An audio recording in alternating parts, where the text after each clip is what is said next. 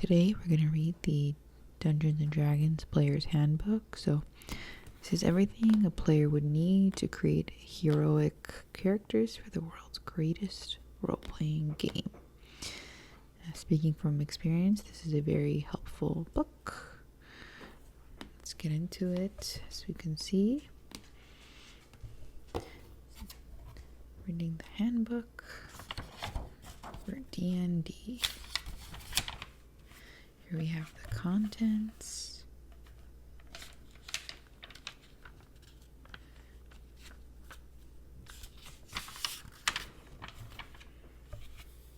And the introduction.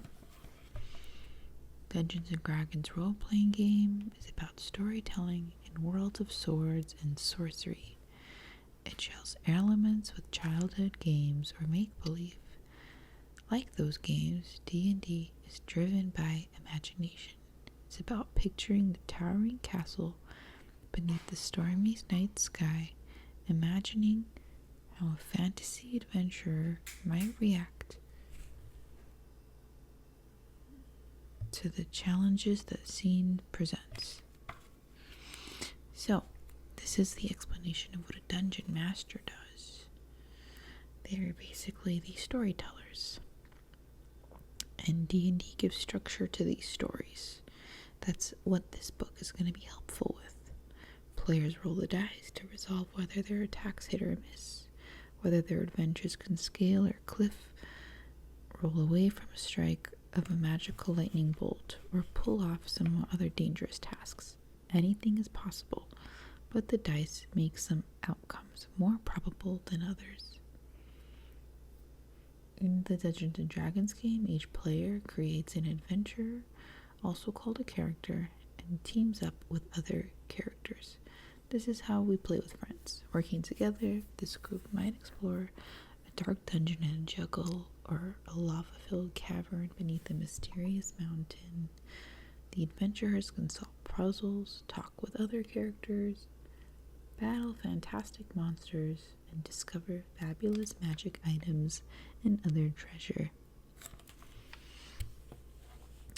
There's no real end to this game. When one story or quest wraps up, another one can begin, creating an ongoing story called a campaign. Many people who play the game keep their campaigns going for months or years, meeting with their friends every week or so to pick up the story where they left off. I was in a very strong campaign. We finished from beginning to end, and it took a few years, about 2.5 years. We grew very strongly together as friends, and within the campaign, each monster gets defeated, each adventure gets completed, and each treasure recovered not only adds to the continuing story, but also earns the adventurer's new capabilities.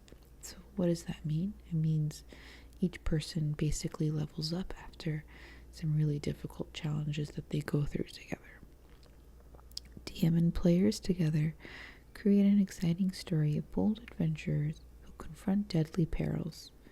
Sometimes an adventure might come to a grisly end, torn apart by ferocious monsters, or done by a nefarious villain. Even so, the adventurers can search for a magical item to revive their fallen comrade, or the player might choose to create a new character to carry on. This group might fail to complete an adventure successfully, but if everyone had a good time and created a memorable story, they all win. Dungeons and Dragons game exists with a vast cosmos called the multiverse, connected in strange, mysterious ways to one another, to another plans of existence, such as an elemental plane, a fire of infinite depths of the abyss. Within the multiverse are an endless variety of worlds. Many of them have been published as official settings in the D&D game. We're going to go through some of those worlds. Using this book, chapters 1 through 6 is about creating a character, providing the rules and guidance you need to make the character you'll play in the game. Chapters 7 through 9 he details the rules of how to play the game beyond the basics described in the introduction. Part 3, chapters 10 and 11 is all about the magic. Covers the nature of magic in the worlds of D&D, the rules for spellcasting, and the huge variety of spells available to magic-using characters in the game. How to play. The play of Dungeons & Dragons game unfolds according to the basic pattern. The DM describes the environment. The DM tells the players where the adventures are and what's around them, presenting the basic scope of options that present themselves. Number 2, the players describe what they want to do. Sometimes one player speaks for the whole party, saying, "We'll take the East Door," for example. Other times, different adventurers do different things. One adventurer might search a treasure chest, while a second examines an historic symbol engraved on a wall, and a third keeps watch for monsters. Sometimes resolving a task is easy if an adventurer wants to walk across a room and open a door. The DM might just say the door opens and describe what lies beyond it. But the door might be locked, the floor might hide a deadly trap, or some other circumstance make it challenging for an adventurer to complete a task. In other cases, the DM decides what happens after relying on the roll of a die to determine the results of an action. Number 3, the DM narrates the results of the adventurer's actions. Describing the results often leads to another decision point, which brings the flow of the game right back to step 1. The pattern holds whether the adventurers are cautiously exploring a ruin, talking to a devious prince, or locked in a mortal combat against a mighty dragon. In certain situations, particularly combat, the action is more structured, and the players and the DM take turns choosing and resolving actions. But most of the time, play is fluid and flexible, adapting to the circumstances of the adventure. Often, the action of an adventure takes place in the imagination of the players, and DM relying on the DM's verbal descriptions to set the scene. Some DMs like to use music, art, or recorded sound effects to help set the mood, and many players and DMs alike adopt different voices for the various adventurers, monsters, and other characters they play in the game. Sometimes a DM might lay out a map and use tokens or miniature figures to represent each creature involved in a scene to help the players keep track of where everyone is. Game dice. The game uses dice with different numbers of sides. You can find dice like these in game stores and in many bookstores. In these rules, the different dice are referred to by the letter of the following by the number of sides: D4, D6, D8, D10, D12, and D20. For instance, a D6 is a 6-sided die, the typical cube that would make in a game. Percentile dice, or D100, might look differently. You generate a number between 1 and 100 by rolling 2 designated differential 10-sided dice, numbered 0 to 9. One die designated before the roll, given the tens digit, and the other gives 1 digit. If you roll 7 and 1, for example, the numbers rolled is 71.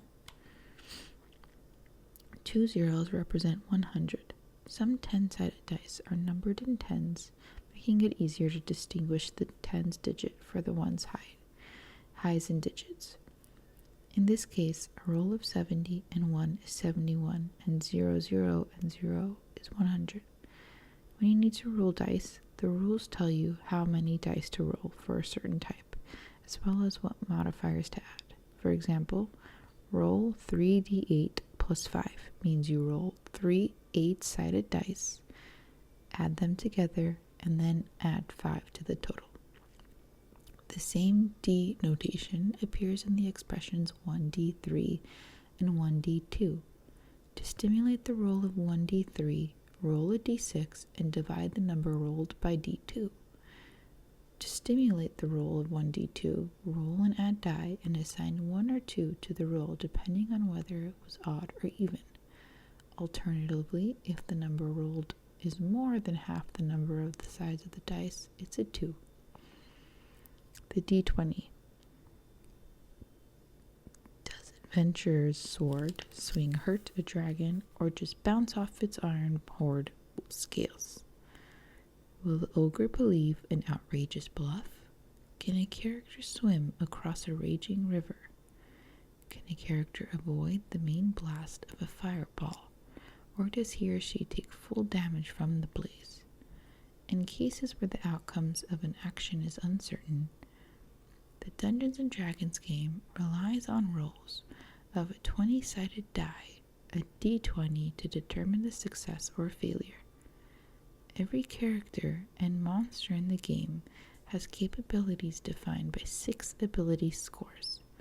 The abilities are Strength, Dexterity, Constitution, Intelligence, Wisdom, and Charisma, and they typically range from 3 to 18 for most adventurers. These ability scores and the ability modifiers derived from them are the basis for almost every d20 roll that a player makes on a character's or monster's behalf. Ability checks, attack rolls, and saving throws are the 3 main kinds of d20 rolls, forming the core of the rules of the game. All 3 follow these 3 simple steps. Roll the die and add a modifier. Apply the circumstantial bonuses and penalties. Compare the total to a target number. The target number of an ability score on a saving throw is called a difficulty class. The target number for an attack roll is called an armor class. This simple rule governs the resolution of most tasks in D&D play. Advantage and disadvantage. Sometimes an ability check, attack roll, or saving throw is modified by specific situations called advantage and disadvantage.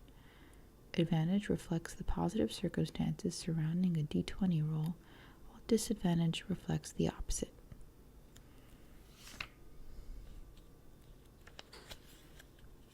The Dungeons & Dragons game consists of a group of characters embarking on an adventure that the Dungeon Master presents to them. Each character brings particular capabilities to the adventure in the form of ability scores and skills, class features, racial traits, equipment, and magic items. Every character is different, with various strengths and weaknesses, so the best party of adventurers is the one with which the characters complement each other and cover the weaknesses of their companions. The adventurers must cooperate to successfully complete the adventure. The 3 pillars of an adventure are exploration, social interaction, and combat. Now let's get into part 1.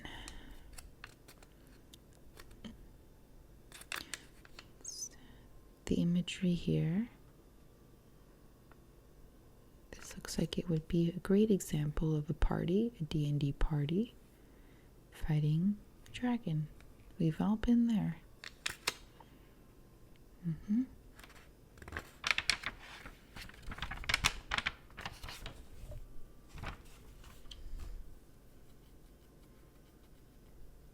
Chapter 1.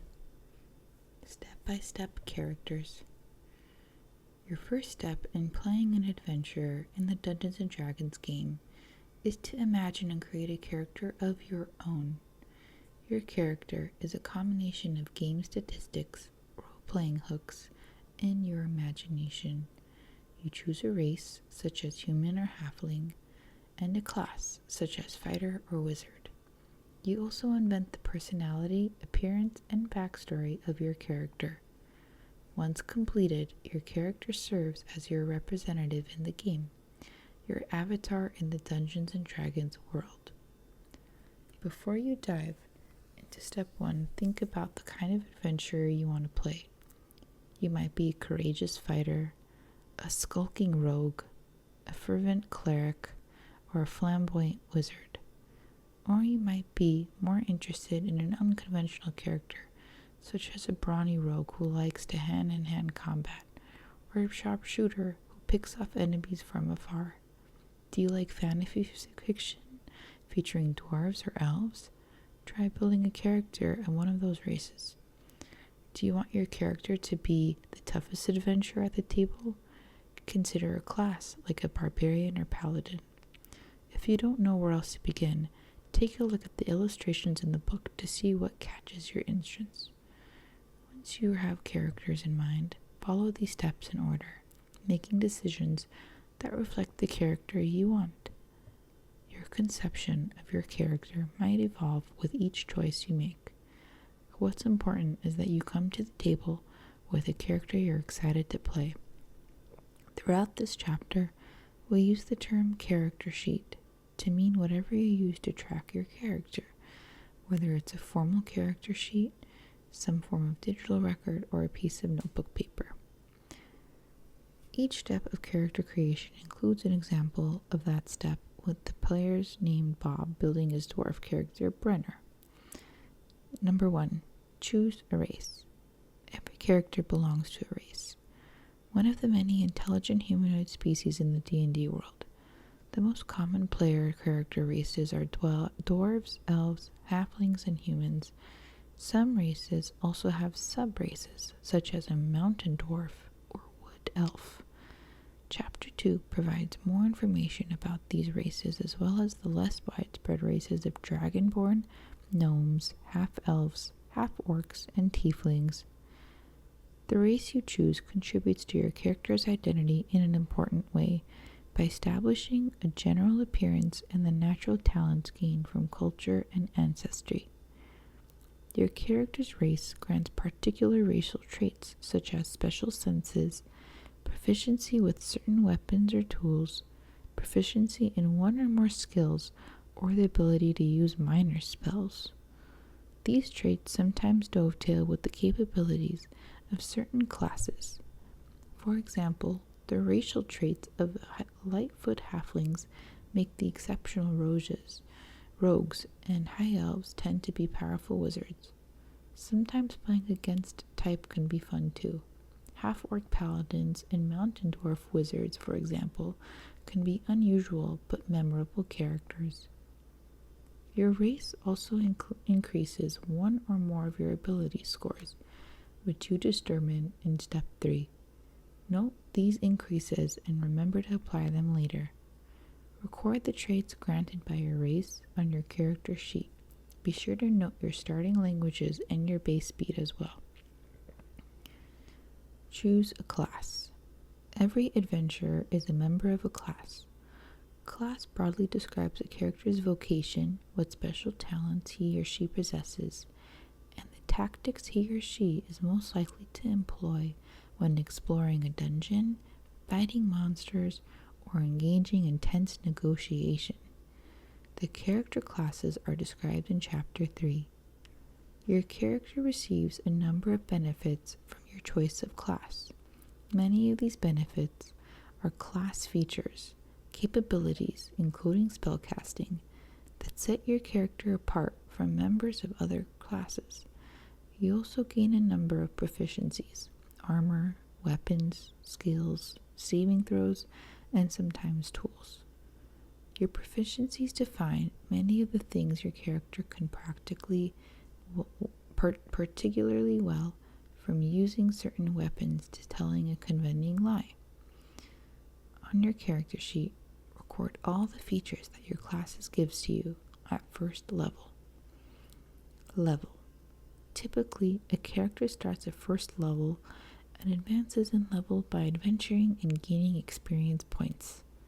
A first level character is inexperienced in the adventuring world, although he or she might have been a soldier or a pirate and done dangerous things before.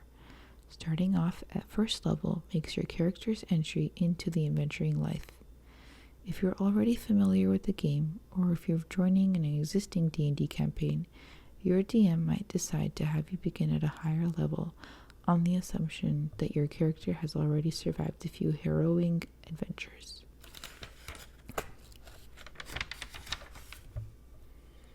Record your level on your character sheet.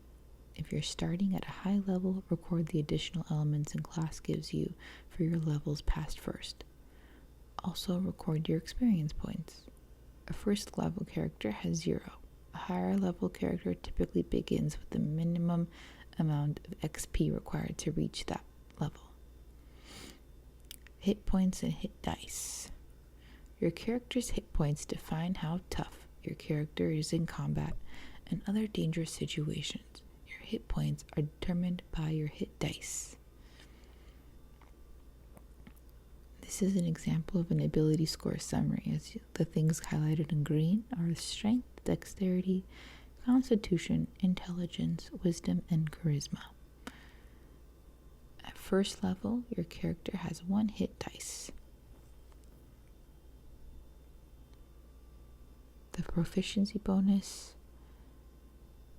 is explained here. The table that appears in your class description shows your proficiency bonus with the +2 for a first level character. Your proficiency bonus applies to many of the numbers you'll be recording on your character sheet. Your class determines your weapons proficiencies. Your proficiency bonus can be added to a single die, rolled, or other numbers more than once. Occasionally, your proficiency bonus might be modified. If a circumstance suggests that your proficiency bonus applies more than once on the same roll, that should be multiplied more than once.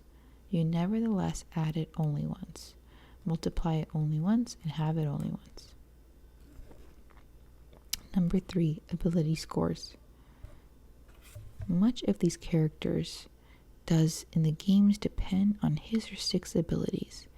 As mentioned in this green highlighted part, strength, dexterity, constitution, intelligence, wisdom, and charisma.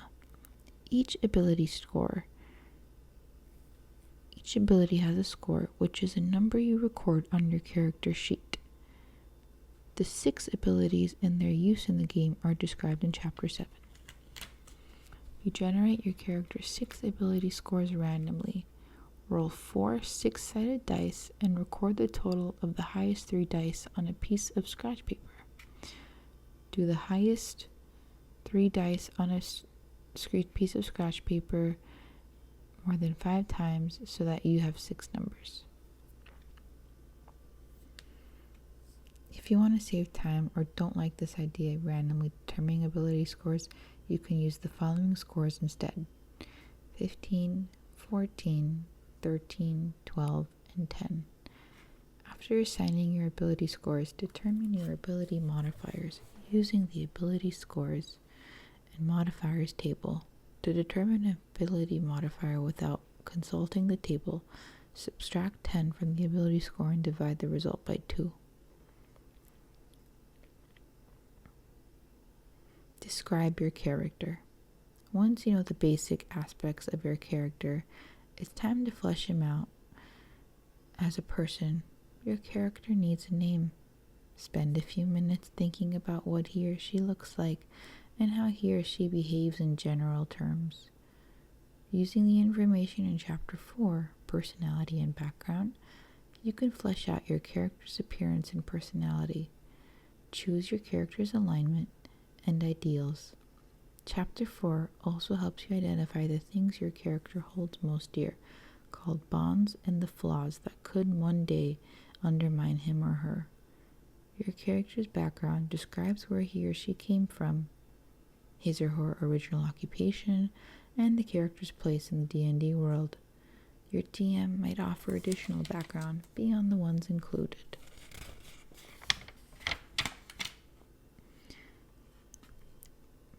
A background gives your character features and proficiency in 2 skills, and it might also give you additional language or proficiency with certain kinds of tools.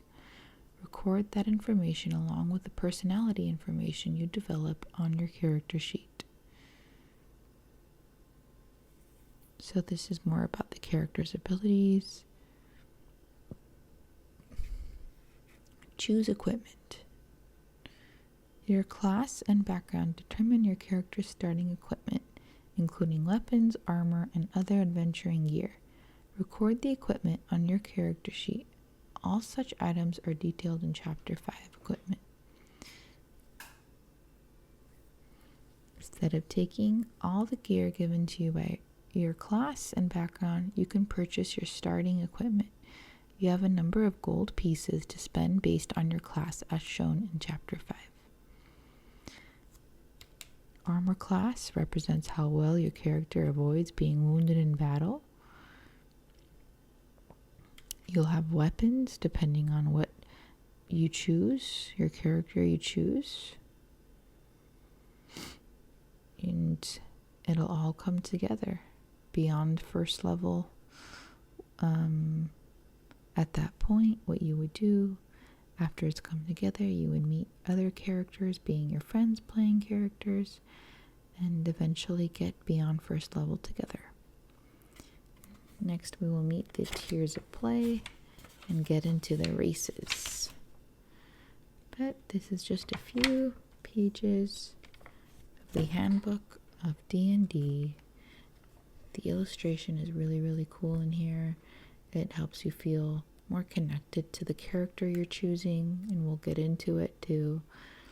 It helps you give a better sense of imagination, helps with motivation, and ultimately just makes it more fun, because this is a very complicated handbook, and it's really important for at least one member of the party, if not all, to have this, so that everyone could partake in understanding the rules together if it's your first time, because it's very complicated.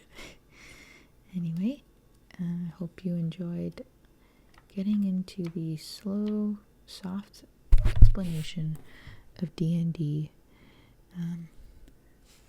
See you guys next time.